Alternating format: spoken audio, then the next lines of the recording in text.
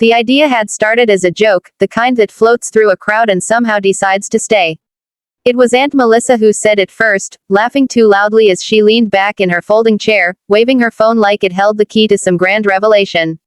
Everyone's doing those DNA tests now. Imagine what we'd find: royalty, scandals, secret cousins. Her voice cut through the warm afternoon air, through the hiss of the grill and the low hum of overlapping conversations. We were all gathered in the backyard of my grandparents' old house, the same place we came to every year without fail. The white paint on the walls had peeled even more since last summer, curling at the edges like it was trying to escape. The porch sagged slightly in the middle, as if tired of holding up decades of footsteps and laughter. The yard, once huge when I was a kid, now felt too small for the number of people crammed into it: uncles balancing paper plates, cousins chasing each other between lawn chairs, toddlers weaving dangerously close to the grill. The smell of overcooked burgers hung heavy in the air, mixed with charcoal and the sweetness of soda spilled into dry grass. Somewhere, a speaker played music that no one was really listening to. "Honestly, we should do it," my cousin Jenna chimed in, already scrolling through something on her phone. "It tells you everything: where you're from, who you're related to. People find whole families they didn't know about." "That sounds like a lawsuit waiting to happen," Uncle Ray muttered, but even he was smiling. My mom laughed, brushing her hair back as she turned toward my dad. "Come on, David, let's do it. It'll be fun." My dad stood by the grill, tongs in hand, methodically flipping burgers like it was the most important task in the world. He didn't rush. He never rushed. Even in the middle of chaos, he moved like everything had its place and its time. He glanced up at her, then at the rest of the family, who were now paying more attention than they pretended not to. "If everyone else is doing it," he said with a small shrug. That was all it took. Within minutes, the conversation spread like wildfire. Phones came out. People gathered in little clusters, comparing brands, prices, delivery times. Someone joked about discovering they weren't actually related to anyone there. Someone else said they hoped they were part something exotic, something interesting. It turned into a game almost instantly. I found myself pulled into it too, standing beside Jenna as she showed me which kit she was ordering. "You just spit in a tube," she explained, like that was the most normal thing in the world. "Mail it back, and boom, your entire genetic history." "Sounds invasive," I said, but I was already reaching for my own phone. "Don't be dramatic," she shot back. "What are you afraid of? Finding out you're secretly royalty?" "Yeah, that must be it." I ordered one anyway. By the time the sun dipped lower, casting long shadows across the yard, at least half the family had done the same. It became the main topic of conversation, replacing the usual debates and retold stories. Even the older relatives, who barely trusted smartphones, were asking questions about how it worked. Later, when the kits actually arrived, we turned it into another gathering, smaller this time, just immediate family around the kitchen table. The boxes were laid out like some kind of strange ritual. "All right," my mom said, reading the instructions out loud. "No eating or drinking 30 minutes before. Spit to the line. Seal it. Send it." "Romantic," I muttered. She ignored me. We went around one by one, laughing at how awkward it felt, making exaggerated faces as we tried to fill the tiny tubes. It should have been ridiculous, and it was, but there was something else beneath it, something quieter, a curiosity we didn't fully understand. When it was my dad's turn, he picked up the tube and turned it over in his hand, studying it like it might tell him something before he even used it. "You planning to frame it?" my mom teased. He smiled faintly. "Just making sure I don't mess it up." "You won't." He nodded, but he didn't move right away. It was subtle, so subtle that no one else seemed to notice. But I did. There was a hesitation there. A flicker of something I couldn't quite name. "Dad," I said. "You good?" He looked up at me, and for a second, it felt like he'd been pulled out of somewhere far away. "Yeah," he said quickly.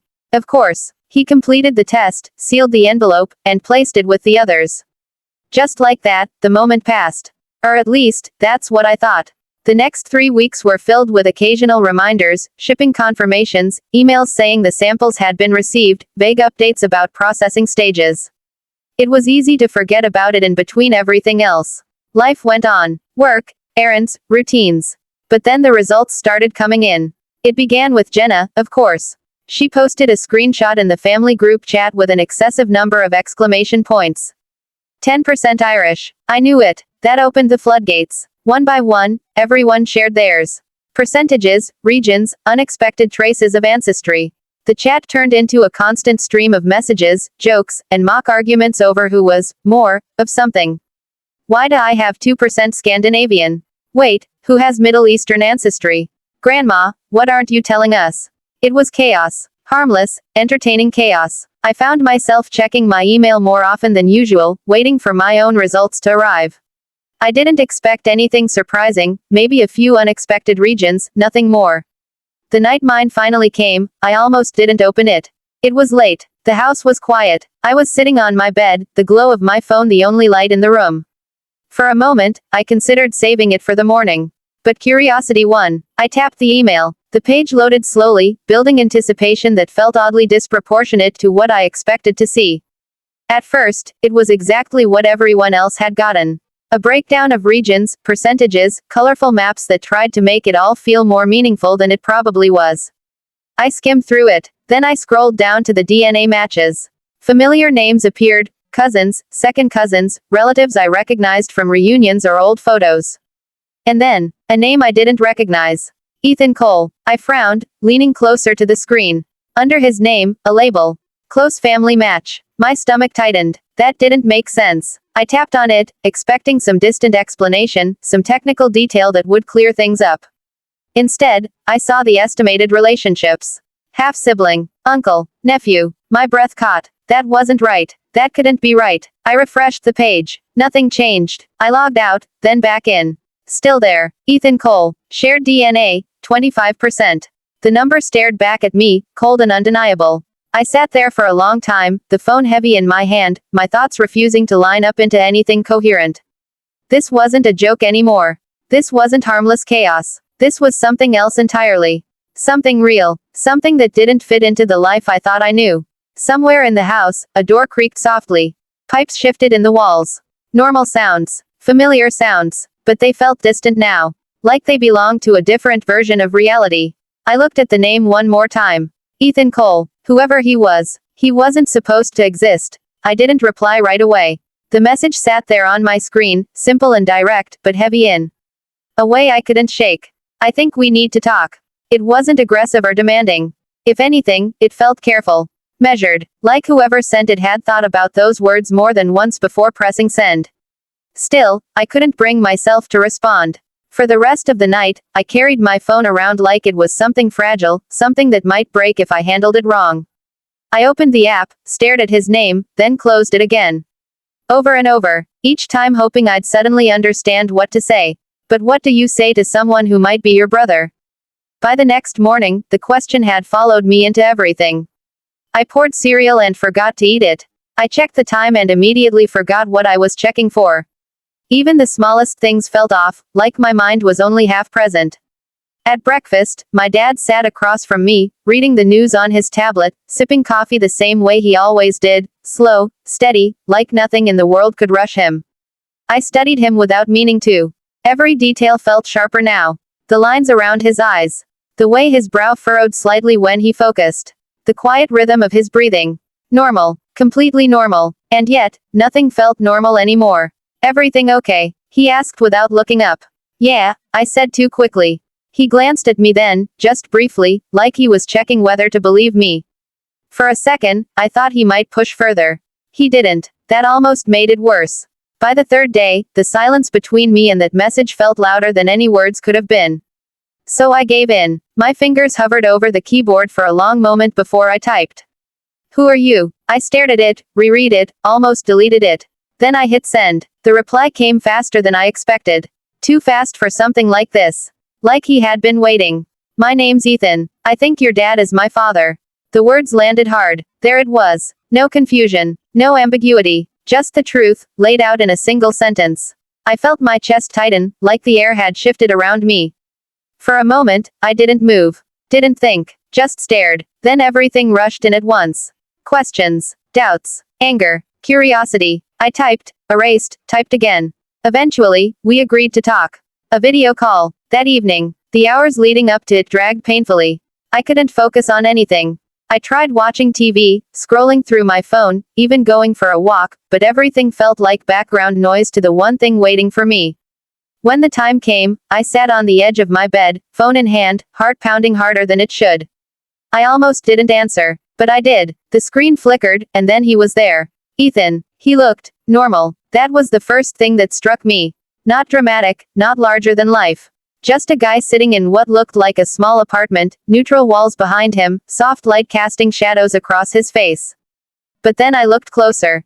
And my stomach dropped. There were similarities. Subtle, but undeniable. The shape of his jaw. The way his eyes narrowed slightly when he focused.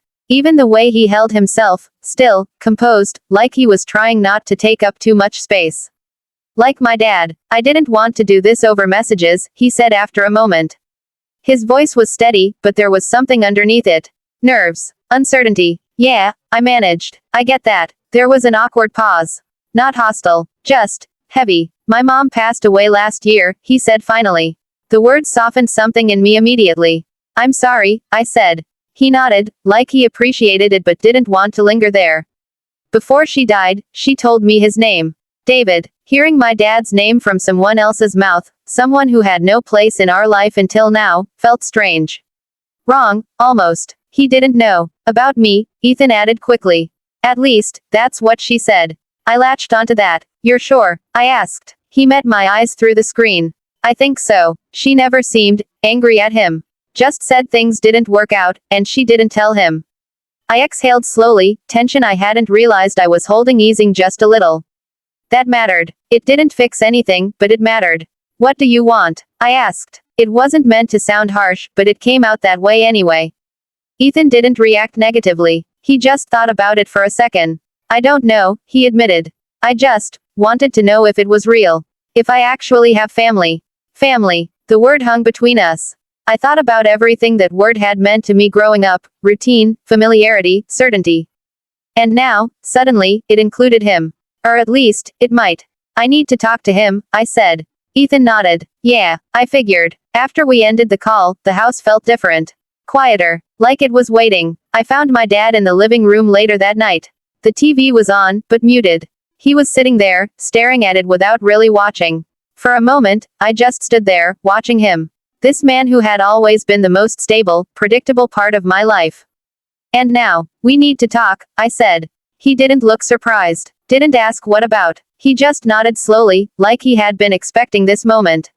You found him, he said. Not a question. I swallowed. Yeah. He closed his eyes briefly, exhaling through his nose. When he looked at me again, there was no denial there. No attempt to deflect. Just honesty. It was before I met your mother, he said. A long time ago. I stayed silent, letting him continue. We weren't together long, he went on. She moved away. We lost contact. He paused, his voice tightening slightly. I didn't know she was pregnant. I searched his face, looking for any cracks, any signs that he was hiding something. There weren't any. Just regret. Deep, quiet regret. And now? I asked. He looked at me in a way he hadn't before, completely open, like he wasn't trying to shield me from anything. I don't know, he said honestly. But I want to try. If he's out there, I want to do the right thing. A week later, Ethan came to meet us.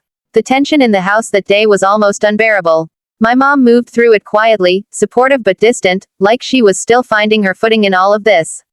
When the doorbell rang, everything stopped. No one spoke. My dad stood up slowly. I'll get it, he said. I followed at a distance, staying just out of sight but close enough to see. He opened the door. Ethan stood there, hands shoved into his pockets, shoulders slightly hunched like he didn't know what to do with them. For a moment, they just looked at each other. Same height, same posture, same silence. I guess. Hi, Ethan said awkwardly. My dad let out a breath that sounded like it had been building for years. Hi. It wasn't perfect. It wasn't emotional or dramatic. It was uncertain, careful, real. Then my dad stepped aside. Come in, he said. And just like that, Ethan crossed the threshold. Not as a stranger anymore. But not fully family yet either. Something in between. Something new. And as the door closed behind him, I realized there was no going back to what we had before. Whatever came next, we would have to face it together.